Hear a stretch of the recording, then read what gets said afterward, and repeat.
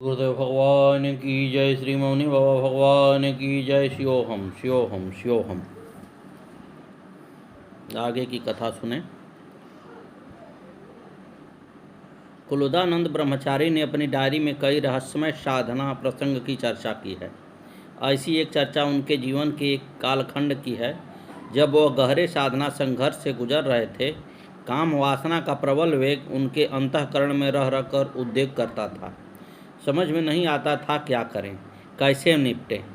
इस काम रूपी महाअसुर से हार कर उन्होंने अपनी विकलता गुरुदेव से निवेदित की। अपनी व्यथा कहते हुए वे बिलख बिलख कर रो पड़े। उनके आंसुओं से महात्मा विजय कृष्ण गोस्वामी के चरण भीग गए। उनकी इस विह्वल से द्रवित होकर गोस्वामी जी ने उठाकर ढांसत बताया और कहा, पुत्र तुम रोते क्यों हो? गुरु के रहते उसके शिष्य को असहाय अनुभव करने की कोई ज़रूरत नहीं है। अपने सद्गुरु के रहते हुए यदि कोई शिष्य विवशता अनुभव करता है तो उसके दो ही कारण हो सकते हैं। या तो उसका शिष्यत्व सच्चा नहीं है अथवा उसके गुरु की चेतना अभी भगवान से एकाकार नहीं हुई है। सद्गुरुदेव भगवान की जय। अपनी बातों को कहते हुए विजय कृष्ण गोस्वामी उठकर खड़े हुए और दीवार पर लगी अलमारी से अपनी एक छोटी फोटो कुलानंद को थमाई और बोले, बेटा तुम शिव भाव से इस फोटो को नित्य पूजा करना। तुम्हें अपने जीवन की आंतरिक व बाह्य आपदाओं से सुरक्षा मिलेगी। फोटो लेकर कुलदानंद जी अपने निवास स्थान पर आ गए और नित्य प्रति गुरुदेव के चित्र का पूजन करते हुए अपनी साधना में विलीन हो गए।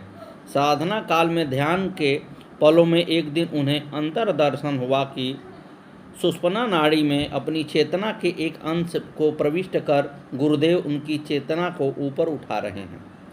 गुरु कृपा से उनकी अंतः चेतना काम विकार से मुक्त हो गई। वह लिखते हैं कि फिर कभी उन्हें काम का प्रकोप नहीं हुआ। इन्हीं दिनों उन्हें एक अन्य अनुभव भी हुआ। एक दिन साधना करते समय उनके कमरे की छत गिर पड़ी। जिस ढंग से छत गिरी उस तरह उन्हें दबकर मर जाना चाहिए था, परंतु आश्चर्यजनक ढंग से जिस स्थान पर वे बैठे थे उस स्थान पर छत का मलबा अधर में ही लटका रहा। गुरु कृपा का अनुभव करते हुए पहले वह उठे, फिर गुरुदेव के चित्र को उठाया और बाहर आ गए। इसी के साथ पूरी छत फिर गिर गई।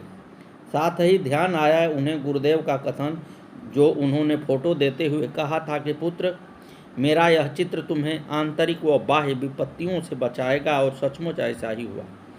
गुरु कृपा से शिष्य को सब कुछ अनायास ही सुलभ हो जाता है। सद्गुरुदेव भगवान की जय।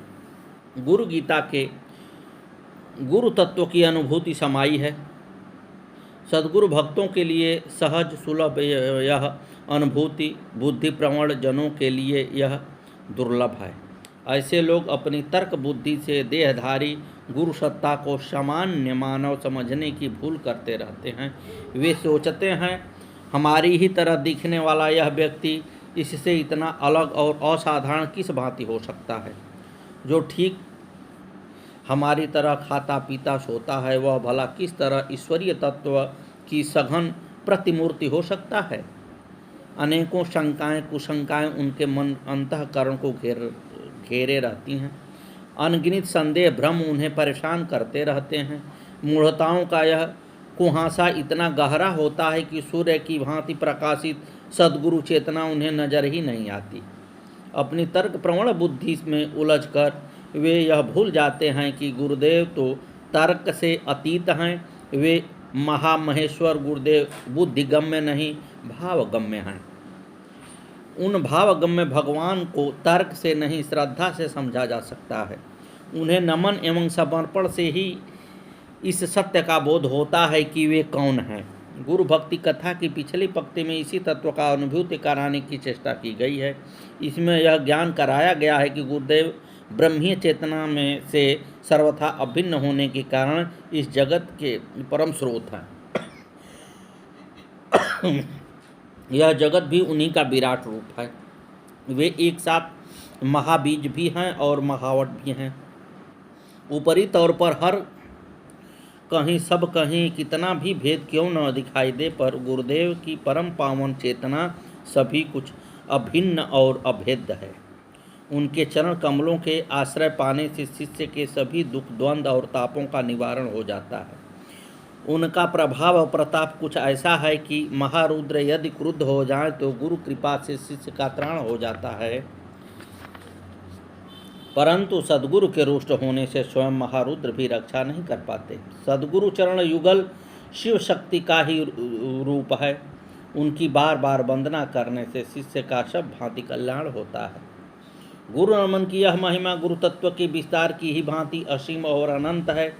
इसके अगले क्रम को गुरु गीता के महामंत्रों में प्रकट करते हुए भगवान सदाशिव परम्बा भवानी से कहते हैं।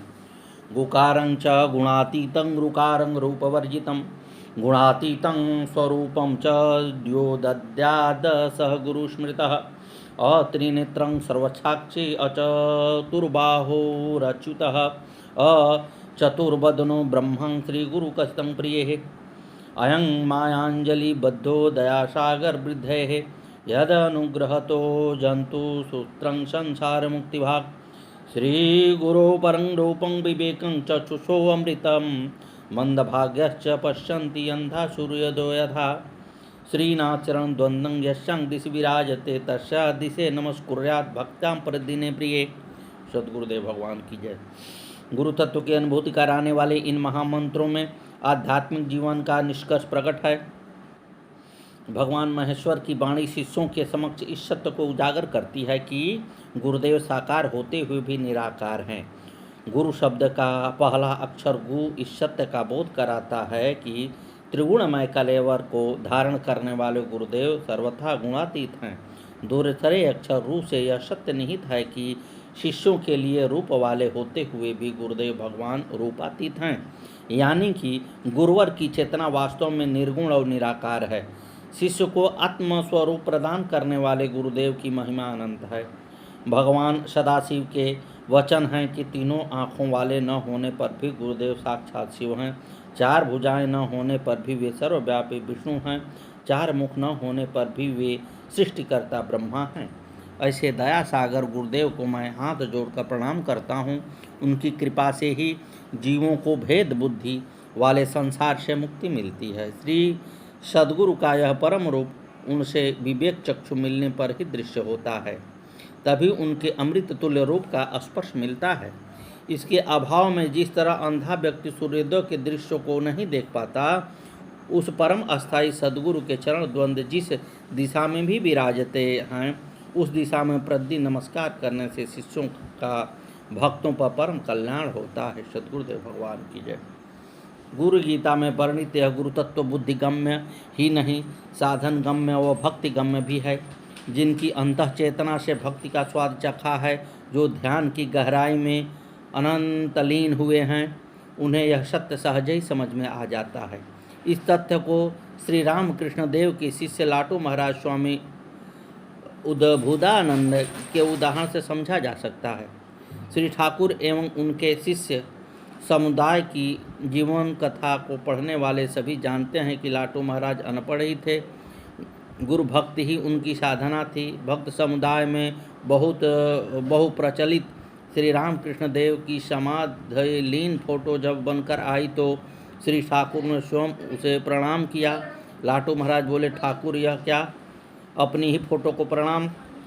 इस पर ठाकुर हंसे और बोले, नहीं रे, मेरा यह प्रणाम इस हाड़ मांस के देह वाले चित्र को नहीं है, यह तो उस परम वंदनीय गुरु चेतना को प्रणाम है जो इस फोटो की भाव मुद्रा में झलक रही है। श्री ठाकुर के इस कथन से लाटू महाराज को भक्ति के महाभाव में निमग्न कर दिया। इस क्षणों में उन्हें परमहंस का एक और वाक्य याद आया, जे राम जे कृष्ण से ही राम कृष्ण, अर्थात जो राम जो कृष्ण वही राम कृष्ण।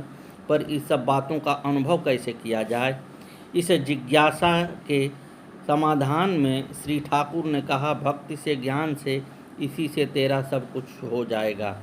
अपने सद्गुरु के वचनों को हृदय में धारण कर लाटू महाराज गुरु भक्ति को प्रगाढ़ करते हुए ध्यान साधना में जुट गए। सद्गुरुदेव भगवान की जय। उनकी यह साधना निरंतर अविराम तीव्र से तीव्रतर एवं तीव्रतम होती गई। इस साधना अवस्था में एक दिन उन्होंने देखा कि ठाकुर किसी दिव्य लोक में हैं। बड़ा ही प्रकाश और भावपूर्ण उपस्थिति है उनकी। स्वर्ग के देवगण, विभिन्न ग्रहों के स्वामी रवि, शनि, मंगल आदि उनकी स्तुति कर रहे हैं।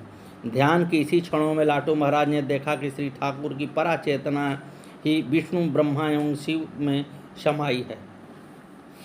माँ महाकाली भी उनमें एकाकार हैं। ध्यान में एक के बाद एक अनेक दृश्य बदले और लीलामय ठाकुर के दिव्य चेतना के अनेकों रूपों को साक्षात्कार होता गया। अपनी इस समाधि में लाटू महाराज कब तक खोए रहे पता ही नहीं चला। सद्गुरुदेव भगवान नमो नमः। समाधि का समापन होने पर लाटू महाराज पंजौटी से सीधे श्री ठाकुर के कमरे में आए और उन्हें यह सब कह सुनाया जो उन्होंने अनुभव किया था। अपने अनुगत शिष्य की यह अनुभूति सुनकर परम कृपालु परमहंस देव हंसते हुए बोले, अच्छा रे, तू बड़ा भाग्यवान है। माँ ने तुझे सब कुछ सच सच दिखा दिया। जो तूने देखा वह सब ठीक है। फिर थोड़ा गंभीर होकर उन्होंने कहा, शिष्य के लिए गुरु से भिन्न तीनों लोकों में और कुछ भी नहीं है। जो इसे जान लेता है उसे सब कुछ अपने आप मिल जाता है।